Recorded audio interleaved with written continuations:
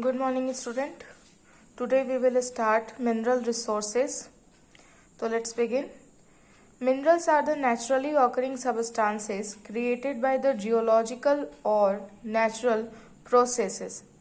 Minerals are usually solid and inorganic substances having a chemical formula and crystalline structure.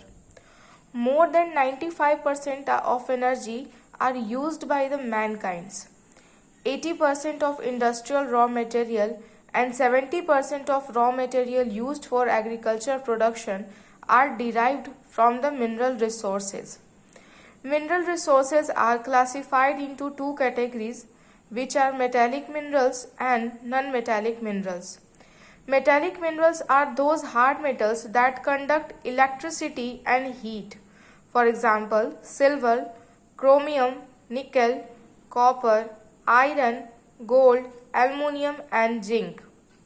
Metallic minerals are further classified into two categories, which are first ferrous metallic minerals which contain iron in its ore. Examples are chromites, ferrous ore and manganese. Second one is non-ferrous metallic minerals which doesn't contain ferric ions. Example lead, silver, gold, copper.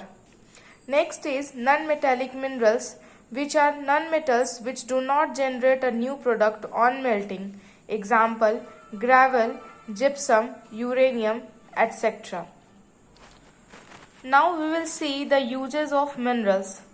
Uses of minerals are depend on its properties, like in industries, iron, steel are used in machineries. In construction of roads and buildings, iron, gravel and sands are used. In agricultural equipments, iron and steels are used. Defense equipment, irons are used. In electrical appliances, steel, iron, aluminium, copper, etc. are used. In ornament manufacturing, gold, silver, gems and etc. are well known used. In food supplement, zinc, iron, calcium are used. In energy sources, petrol, diesel, coal are used, and are many more are there for the uses of minerals. Next, the conservation of mineral. Mineral can be conserved by the use of mineral in sustainable manner, developing methods and practicing recycling of metals, use of alternate substitute for the non-renewable resources so that we can conserve the renewable mineral resources. Next, technology advancement for profitable use of low-grade mineral ores. Now, the process or the steps of mining include various steps. So first steps is prospecting or surveying, which include identification of an area where a particular ore can be found. Prospecting are further classified into two categories, that is direct method and indirect method. Direct method include examination of deposits found or near the surface, on or near the surface. Visual examination via microscopic study and video prospecting. In indirect method, applied on deposits found deeper in the land, and radiometric, seismic and magnetics are used in indirect method. Second step is exploration. In this step, core samples are collected for evaluation. On the basis of grade, which is quality of the mineral deposit, and next weight of the mineral deposit, we can further move forward for the next step. Reserve estimation, that is value of deposits, is carried out to decide whether to abandon or to develop the deposit. Means the profit which will we will decide if we are getting profit or not. Then we should decide if we have to abandon or stop this process or to further develop it to the next step. Next step is design and planning of mining site. Designing and planning stages begin upon determining to work on the site. This process involves use of studies that determine whether the project is safe, socially acceptable, environmental and economically familiar or viable.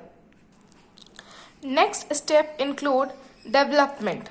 This stage of the mining process requires establishing a path to the mineral deposit. In order to even begin work, following arrangements are made. First, acquiring mining rights. Second, acquiring rights for the use of water. Next, arrangement of funds. Next, arrangement of machinery, skilled and unskilled workers.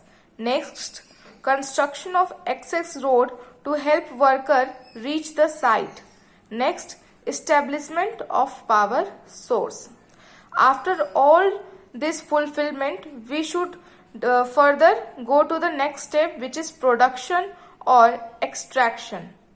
After the developmental stage is completed, the production stage begins. So the production process is classified into two categories. First, surface mining. Next, subsurface mining. In surface mining, mining mineral that lies at or near the ground surface are done. Workers begin by stripping surface material which is rock, soil, etc. For example, sand, gravel mining. In subsurface mining, ore on mineral deposit is below the surface. The digging of the tunnel and sink shafts are even blasting is done to reach to the mineral deposit. After the excavation, the ore is transported for the smelting. What is smelting? So, smelting is a process of melting down the ore and filtering out the metal part which is desired or profitable. Next step is closure or reclamation. After the shipping of ore, the final steps begins, which is reclamation or closure.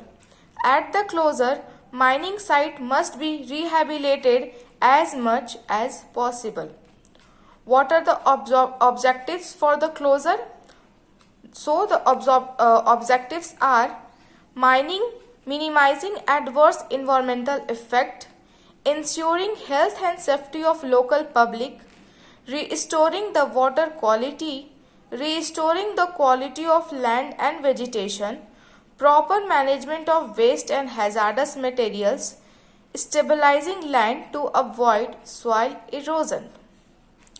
Next and the last topic is impact of mining on environment.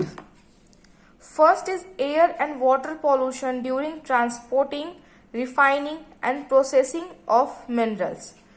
Ground and surface water pollution by acid drainage. Ground subsidence. Degradation of aesthetic value of area due to dumping of mine waste. Erosion of mine waste fills streams, dams and reservoirs which need to be cleaning.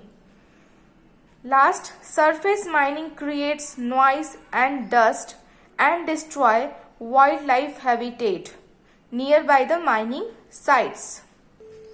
This is all about the mineral resources. You can go through this and for further queries you can contact me.